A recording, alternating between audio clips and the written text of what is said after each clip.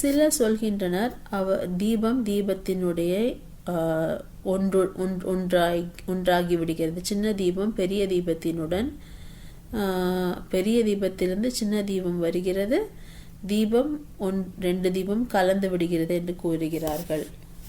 அப்படியெல்லாம் கிடையாது. தந்தை ஒருவர் மட்டுமே, அனைவரும் பிரியதர்ஷினிகள். நாம் இந்த ஞானத்தை எடுத்து நாம் பாபாவினிடம் இந்த ஞானத்தை எடுத்து நாம் தூய்மை அடைகின்றோம். பாபா தினமும் ஞானத்தை ஒரு பிரஜாபிதா பிரம்மா மூலியமாக அனைவருக்கும் கொடுத்து கொண்டிருக்கிறார்.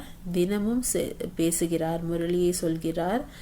அதன் மூலம் நாம் படித்து நாம் பிரியதர்ஷினிகளாகிய அவருடைய பிரியதர்ஷினிகளாக இருந்து அவரை நினைவு செய்து தினமும் இந்த ஞானத்தை படிக்கின்றோம். இதன் மூலம் நாம் தூய்மை அடைகின்றோம். ஆக ஜோதி ஜோதியுடன் கலக்கிறது. பெரிய ஜோதியினால் சின்ன ஜோதி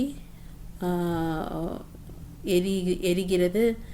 இதெல்லாம் ஒன்றும் கிடையாது, இதெல்லாம் கட்டுக்கதைகள். ஆக பாபா நேரடியாக மனித உடம்பில், அதாவது பிரஜாபிதா பிரம்மா என்று பேரை வைத்து அவருக்கு அந்த பெயரை கொடுத்து, லேக்ராஜ் என்றவருக்கு அந்த பெயரை கொடுத்து அவர் உடலில் கடனாக பெற்றுக்கொண்ட அந்த உடலில் அவர் தினமும் பேசுகின்றார்.